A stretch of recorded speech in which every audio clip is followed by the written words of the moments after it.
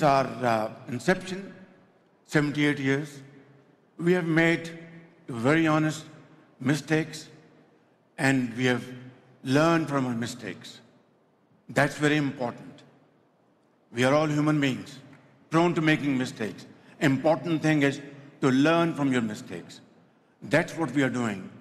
And at this point in time, we are undertaking most robust changes and deep-rooted reforms which are deeply required at this point in time. For example, our Federal Board of Revenue, tax collecting institution, has been completely digitized. We are attacking corruption with full might. But then, Rome was not built overnight.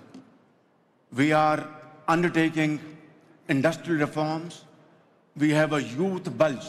60% of our population is very young. And in Chinese parlance, it's a challenge as well as opportunity. We are offering them training, skill training, offering them lots of other portfolios for productive employment. While we are doing all this, we are an agrarian economy.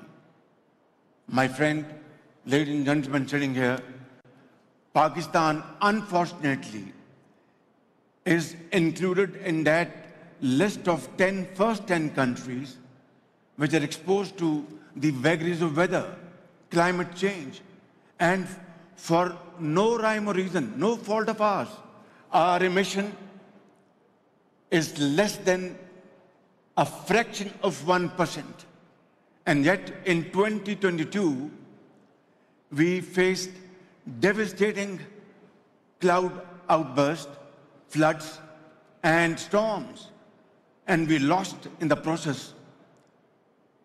Our economic losses, $130 billion. Large swaths of our land was underwater. Crops were destroyed. Millions of houses were destroyed. And then we have to borrow loans to rebuild those areas which were devastated. And then again in this year, we had terrible floods, cloud outbursts, and we were absolutely helpless. And we have to, it's like going up the ladder and then you come back down, going up the ladder and then come back down. This is not acceptable. This is not where humanity should be directed towards. It has to be mutual cooperation. If somebody thinks that countries like Pakistan, who are devastated, loans would be enough, that is not acceptable. It is something which is absolutely unacceptable because loans over loans, your back will break and you will never be able to stand up. We want to work hard. We are working hard. We are committing untiring efforts to stand up on our own feet. Yet these challenges, which are real, have to be shared by the global humanity to come to the rescue of suffering humanity. Otherwise, this lopsided system will provide devastating results. Therefore, I would like to say that if humanity has to move forward, it has to move forward in unison, share its bounties and grievances together, move forward and share modern technologies with those countries which can use those technologies and grow their production, whether it's agriculture, industry, etc., and employment. This is how I feel, but all said and done, we are resolved by the grace of God. We will turn Pakistan as one of the most going countries through hard work and untiring efforts, collecting our youth, our natural resources, and our strength, putting them together and make our country stand in the community of nations like a very honorable country. Thank you for your passion, Prime Minister. Short answer to my short question. to be sure that your citizens are convinced that you are going in the right direction in terms of technology and AI, because everyone and the young generation are obsessed now by technology and AI. What are you doing in terms of global cooperation and also what you are doing on technology to be sure that the young generation will benefit from this new trend of AI technology to be inclusive? You are a great tech nation. Yeah, very good question. I think Pakistan is already set and we are moving speedily towards technology and AI. Now, AI, ladies and gentlemen, we must all understand, has its huge benefits and also disadvantages. I think the global north should come and sit on the table who have already achieved a lot of progress in AI, that how AI technology can best be used to make it productive, make it very positive, and have synergy between global north and global south. For example, agriculture. If we deploy AI technology in agriculture, a country like Pakistan and those representing global south countries, this agricultural economy will be completely transformed. Similarly, in industry. And we are, at the moment, training our youth with AI, with technology, with IT, and using whatever means we have at our disposal, but to create hubs, to create data centers, require huge investment. And therefore, global north and global south should sit down and come to an agreement whereby we should have equitable distribution of resources, to have egalitarian economy, I mean, for the north and for the south. This is how we have to have shared destiny. Otherwise, I don't think we will be able to do justice to ourselves and to the entire global village. Prime Minister Rama, you're not just a political leader. I think you almost became, by coincidence, political leader, but you are a great artist. And your creations are amazing. And I was so privileged to visit your office a few months ago in Tirana, and it's almost a museum. So what do you think the role of culture, the role of creativity, art, imagination, technology can play to bring nations again in the right direction and to inspire the people today? Because I think people need to be inspired. Thank you very much. And let me share with you first impression of this table. I'm not used to see Johnny like that. I'm used to see him in the White House bringing cups of the world, of the clubs, and here he comes with a bowl. So bowls for us, cups for the White House. You know, the emperor of the football is here and is one of the very significant signs, I guess, what's going on in this country.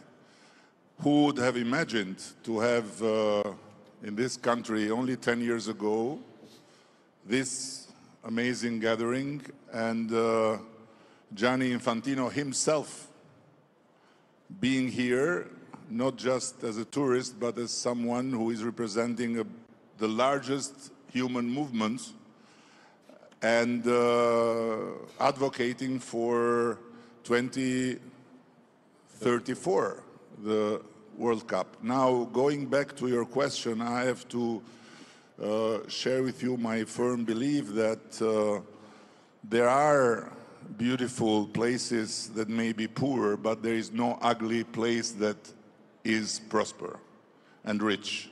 So there is a direct connection between beauty and prosperity, and there is a direct connection between people and the space they live in.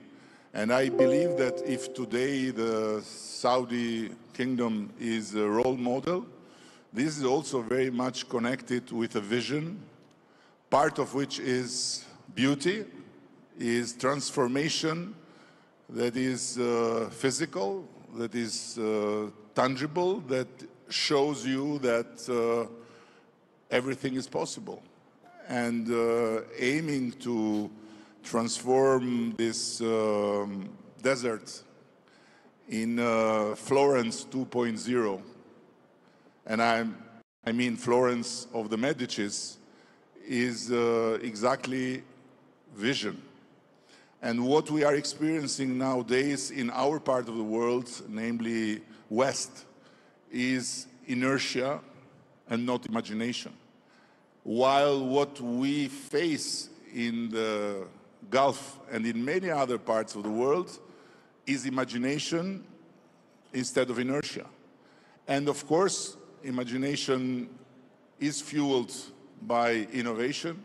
Of course, imagination is fueled by the need to climb and to make big jumps, but also imagination is related in one way or the other to beauty. You know, coming from the airport here yesterday, after 6 or 7 years, I could see, and you could feel immediately that there is a different energy in this country. There is a different understanding of the space and of the living together just by looking at the beautiful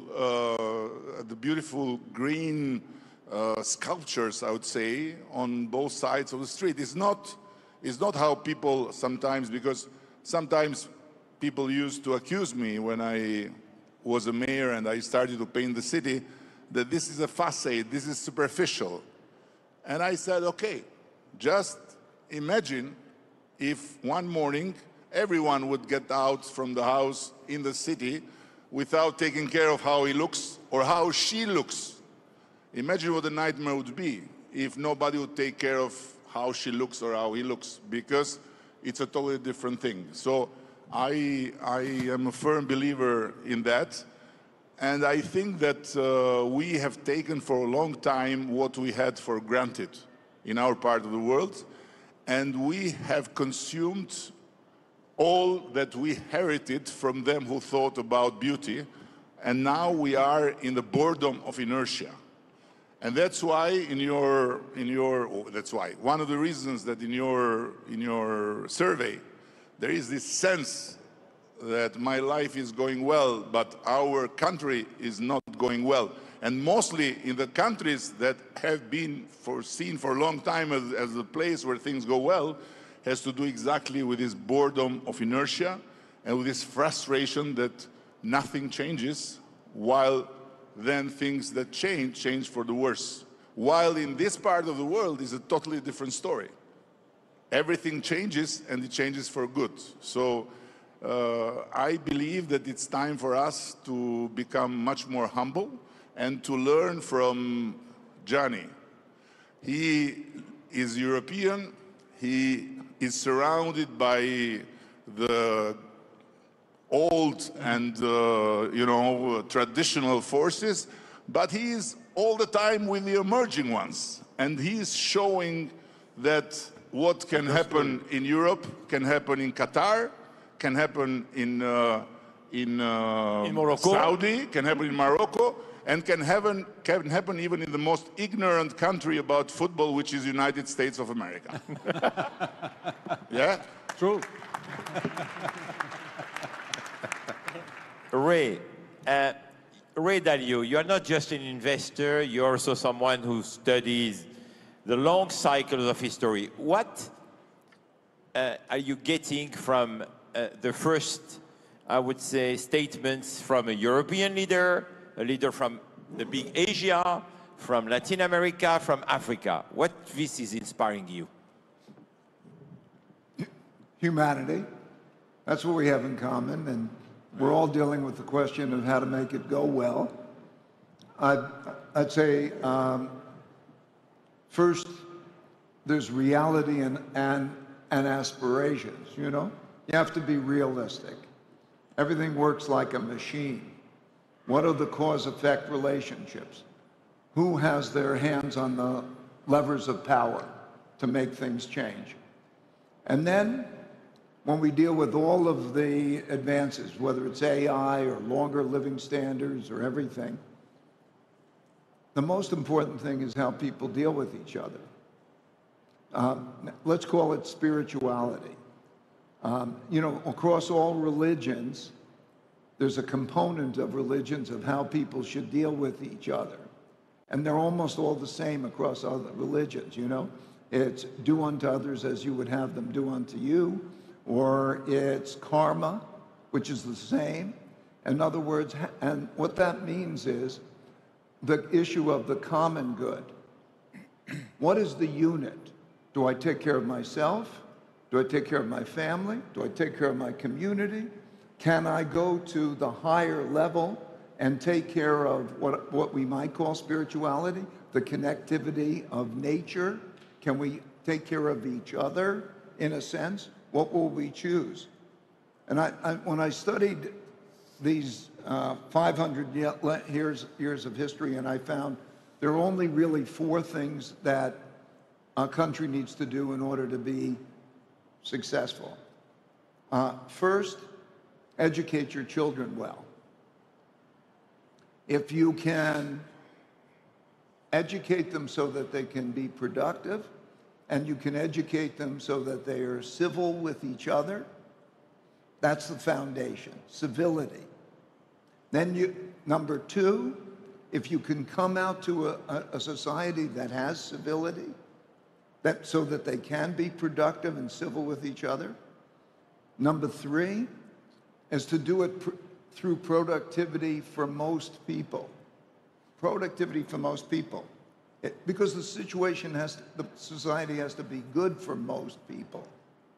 If we have great wealth in one part and you have a society that doesn't have that great wealth, it won't last.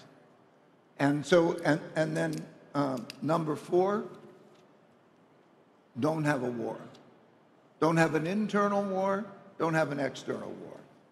If you can do those things, those 4 things, educate your children well with civility, have a civil and productive society that works for most people, and you don't have an internal or external war, you'll have a successful society. Thank you, Ray. Thank you. Gianni, yes, deserve a round of applause, really. Let's be for first time a mentor. You have 4 great leaders, and of course, Ray is a very wise man. Which lessons world leaders could learn from what sport and football in particular is bringing to people? Because no one is asking ever if you are or not going in the wrong direction. You know, everybody supports football, everybody loves, you bring joy, you bring happiness. So please, what are the lessons that we should learn from your amazing ecosystem? Well, thank you very much, Richard, first of all, for having me here and for allowing me to be part of this incredible panel here. I'm certainly the worst qualified to say to anyone here what he could learn from football, but I would add a 5th point to the 4-point Ray mentioned, which is football. Football is something magic, and after my new spokesperson, His Excellency Edi Rama, has already mentioned and debated so clearly and eloquently about football, there is not so much I can add, but still I can add a couple of things. Because if you look at this is, looks like a ball, right? Does it? Yeah. Yeah. Feels like a ball too, yeah. Yeah. But look, pass it, yeah, pass it over, pass it over. Huh?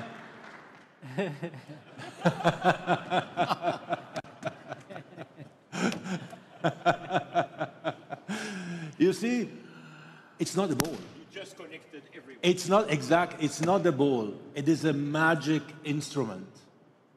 It is a magic instrument that transforms people in happy people, in people that smile, in people that enjoy, in people that dream, in people that are creative, in people that think positively about the future, just with a smile, just thanks to a smile. And this is maybe what football can contribute to society.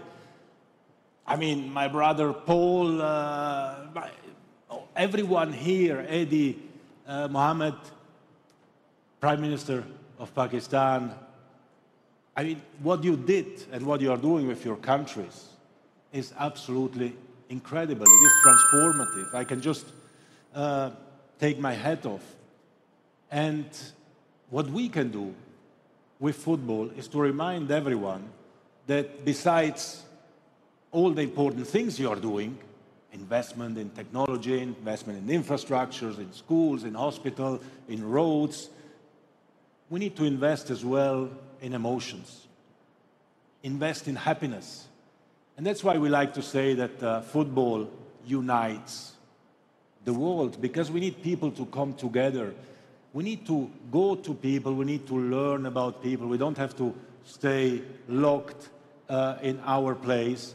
And for this reason, I'm very happy that we organized the last FIFA World Cup in Qatar. We had incredible figures, 3 million spectators, 5 billion viewers all over the world. The last Women's World Cup in Australia and New Zealand, 2 billion viewers around the world. Next year, Canada, Mexico, United States of America will have 6 billion viewers and 7 million fans coming together and spending time together in joy and in happiness. These are numbers which should make us think, because at the end of the day, what people want, on top of course, having a job, having an education, is have a moment where they can forget everything and just be happy. So the gentlemen here are in charge of the most important things.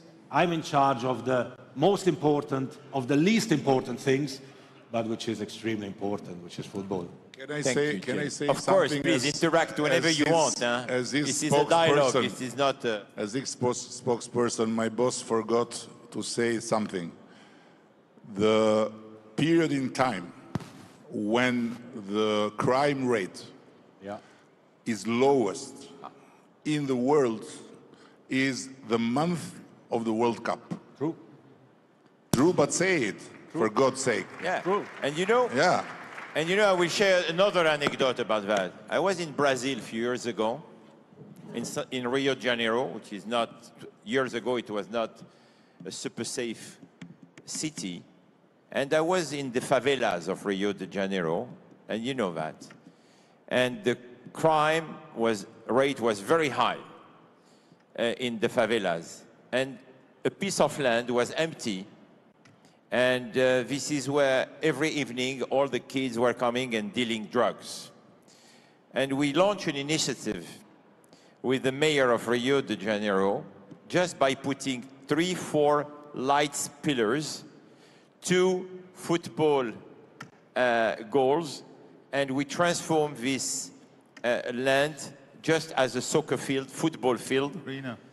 In less than 1 week, the rate of criminality dropped by 85%. Yeah.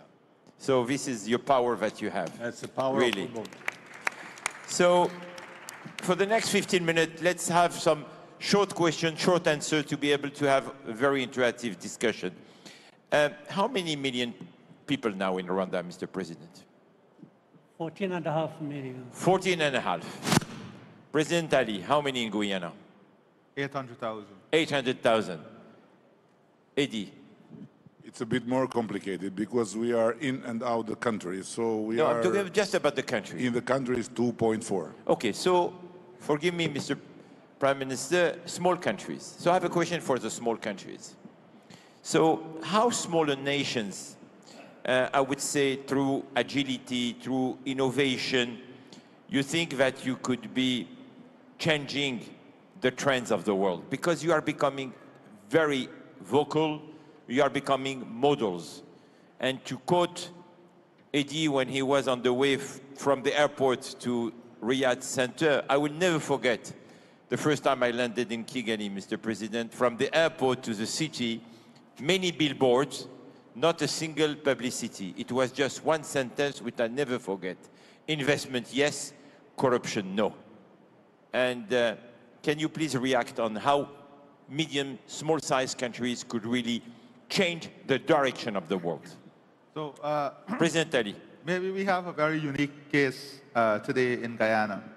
And when you think about Guyana, you think about the case of Qatar with a small population by citizen, but a large population in terms of the workforce and so on.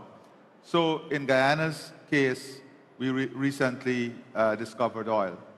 And that has really ignited the rate of transformation and the pace of transformation. And it has also allowed us to make the right set of investment in human capital, healthcare, education, technology.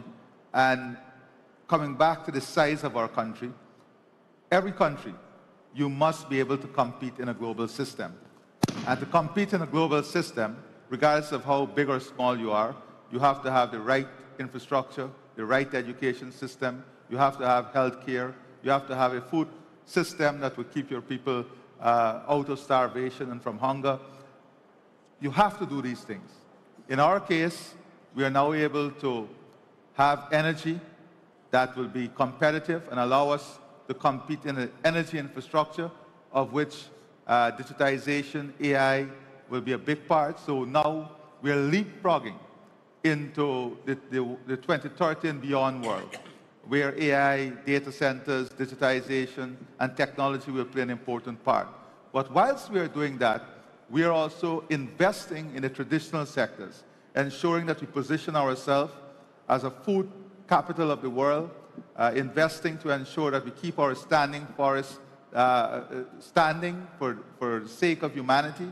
We're investing to ensure that we have the most skilled people, skilled population. And to do all of this, we know, like Qatar, we have to bring in talent, we have to bring in people, we have to bring in investment, we have to bring in technology. So that is what we are doing. We don't have the time or the human resource asset in terms of numbers to start from scratch. We have to bring in the models that are proven and then advance it for our own development. President Kagame, what do you think we could learn from what you do, from the way you put your country in the right direction, which is supported by so many investors, so many leaders? So how medium, small-sized countries could change the game today? Well, as I said, it's not an issue of size or anything. It's an issue of mind and spirit and practice. And it is not so much, again, what we provide as a lesson as much as what we learn ourselves to deal with our problems.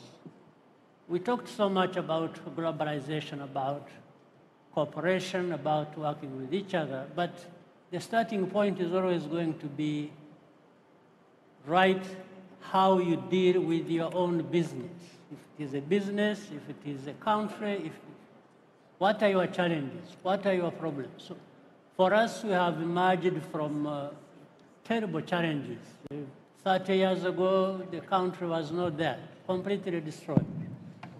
So those of us who survived the tragedy had to make a choice.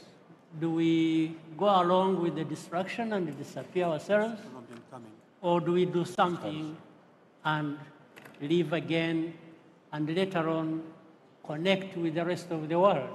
Because that is taking care of your business and that is how you deal with the rest of the world. So what lessons to ourselves and from others we have also learned is that take care of your business the right way, and you have your people, and your people have expectation, but they also contribute to finding a solution.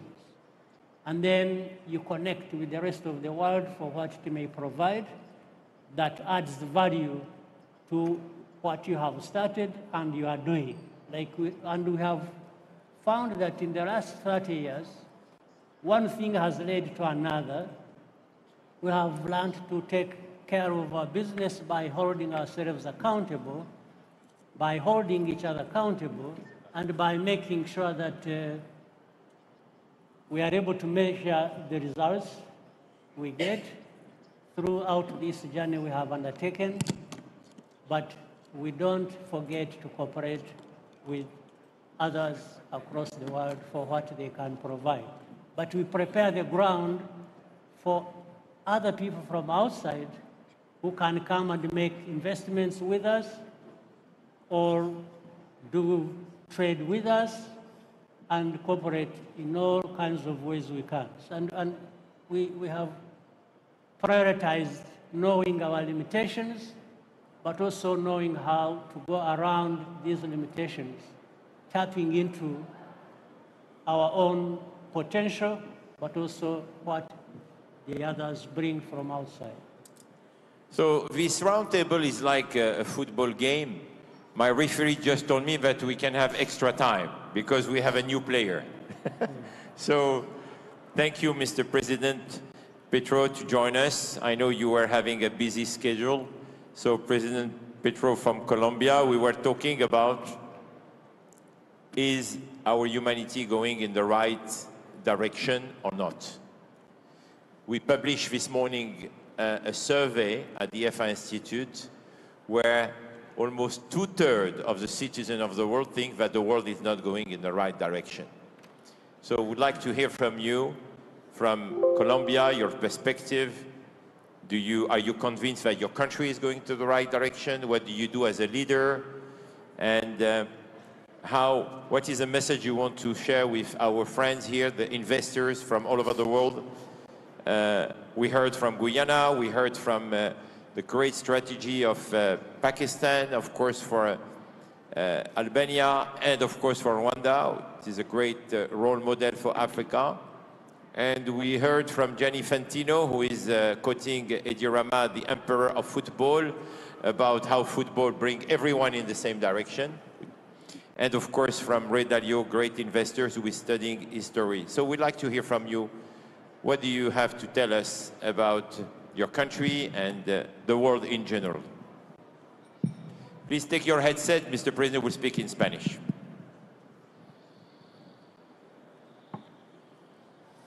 Bien. Extendería incluso la pregunta no solo al marco puramente colombiano, que está en discusión. Mi gobierno es nuevo dentro de 2 siglos de gobiernos tradicionales y es un cambio, digamos, en la política de Colombia que tiene apenas 3 años.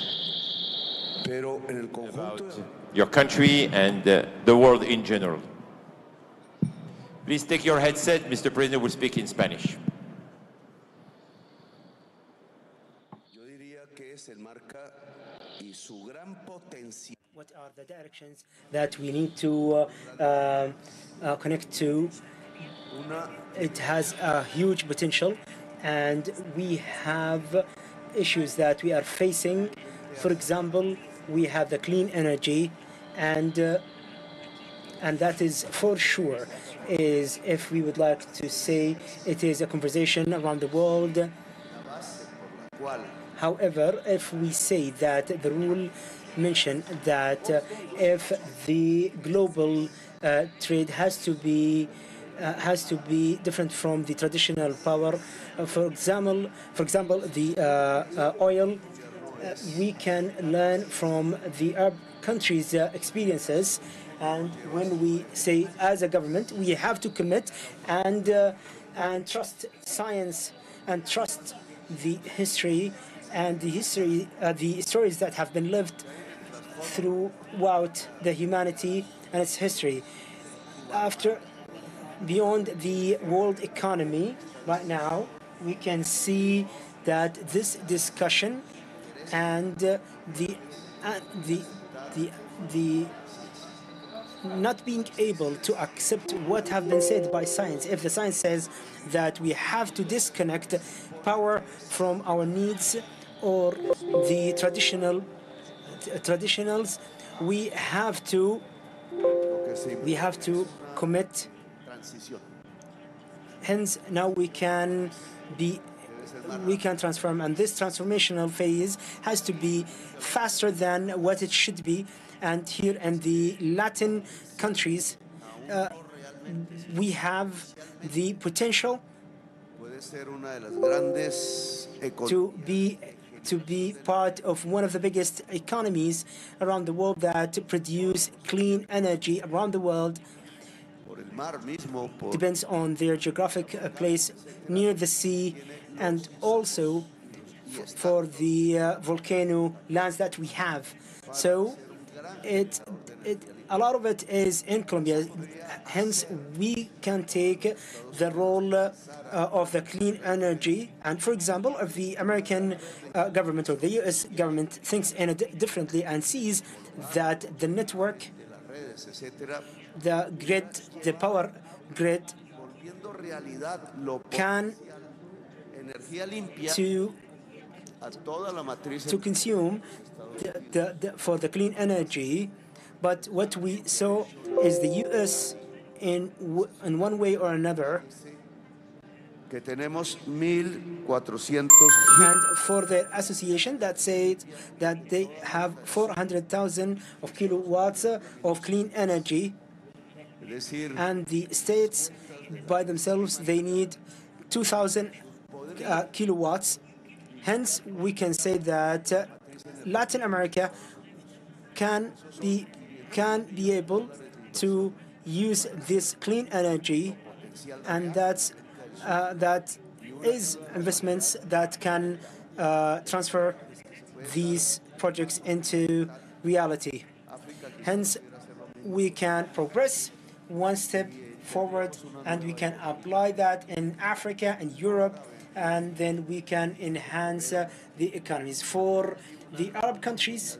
And for the other countries that depends on oil, I would say they have a huge opportunity to transform this energy to clean energy. And I think that's my answer to your question. Thank you, Mr. President.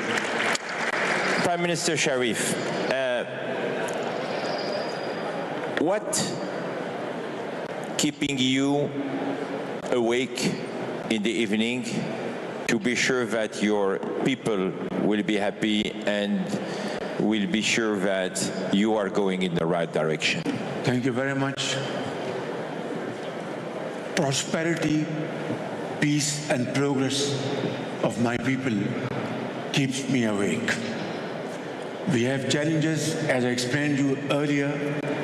We have already achieved macro-level stability, but that's not enough. We are a country of 240 million people, and challenges of sorts, as I said. But as they say, that you must never lose hope. I want to give you an example, which is an example which I witnessed myself when I was a young man or a boy. In 1972, 2nd January 1972, my late father owned largest steel engineering company in Pakistan. It was nationalized. My father, there were 7 brothers. Next day, there was nothing in their hands to be busy about. And I was, and my elder brother, Prime Minister Shehbaz Sharif, we were college-going students. And next morning, my late father said to me, well, that's the will of the God.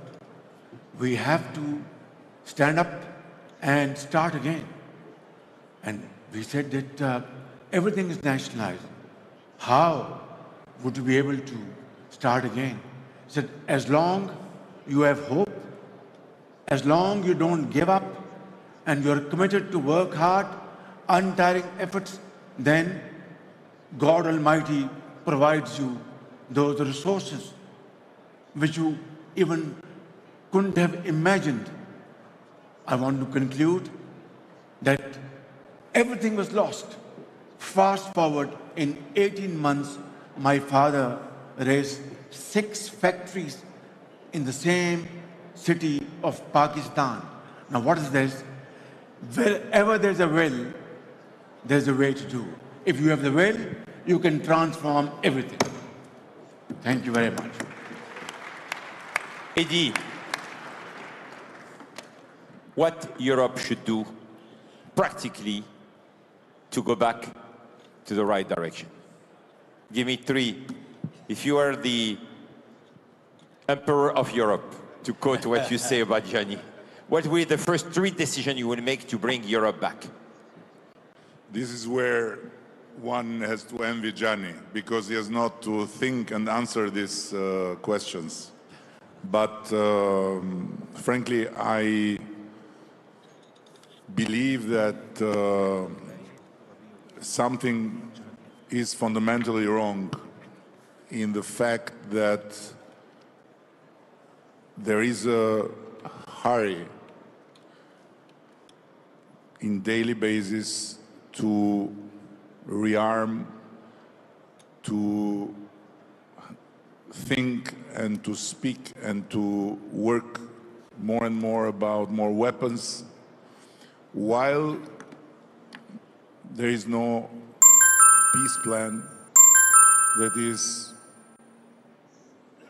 possible to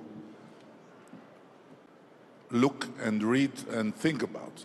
So a Europe that has not its own peace plan, a Europe that has put itself for some years in the autopilot of the United States. And then, when things there changed dramatically, I would say, started to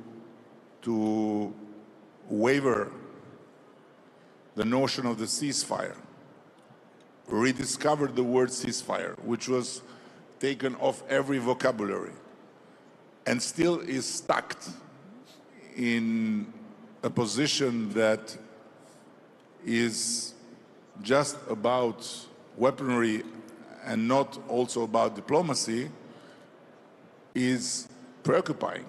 And of course, now I know for a fact that I'm the tallest leader among all the European leaders, but I also have always in mind that I represent a very small country. So it's not up to me to lecture anyone or to say what the others should do. But as a convinced European, I feel very, very preoccupied and very disturbed by the fact that the word nuclear has become a normality in the vocabulary, while just the word, until some years ago, was not used by anyone. The threat, implicit or explicit, through social media of big forces repeated with the nukes on the back is crazy. It's crazy. And when you see all that, then you realize that there is a word the Italians have, a shower of humbleness. So Europe and the West in general needs to have a shower of humbleness and to try and reflect more about what's going on in the other parts of the world, and try to learn and restart by not taking its moral legitimacy for granted and for something that gives it all the reasons to keep going in a direction that for sure is not right. So this is what I can say about Europe. Now, what Europe should do and not do, it will not be related to me and Albania. And this is also good, because when they, F up, then it's them. When there is success, then we can claim that we are part of the success. Thank you. I will give a last word to each of you, but before I would like to thank Prime Minister Sharif, who absolutely has to run. He has an important meeting. Thank you for being with us, Prime Minister. Thank you so much. See you later. Thank you so much, Prime Minister. So, Gianni, short answer. Do you share my conviction?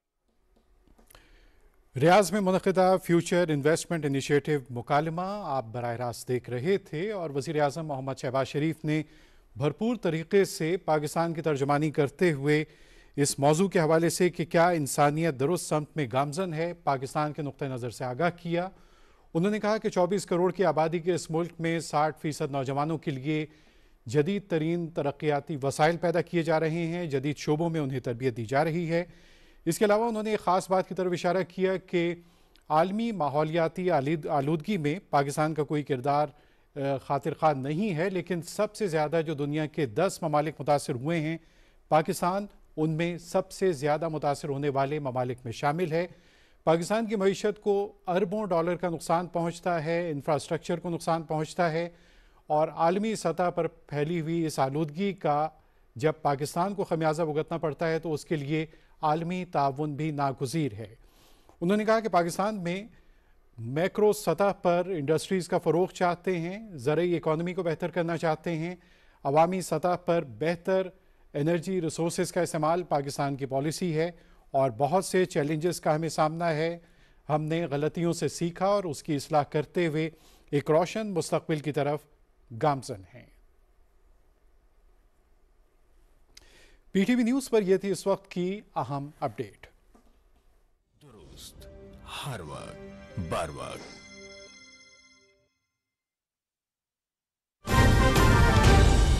दुरुस्त हर वक्त बार वक्त। अल्लाहु अकबर अल्लाहु अकबर अल्लाहु अकबर अल्लाहु अकबर अशहदु अन ला इलाहा इल्लल्लाह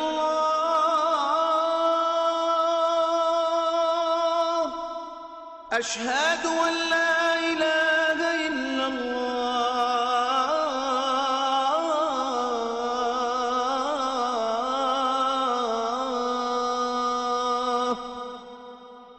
أشهد أن محمدا رسول الله أشهد أن محمدا رسول الله حي على الصلاة حي على الصلاة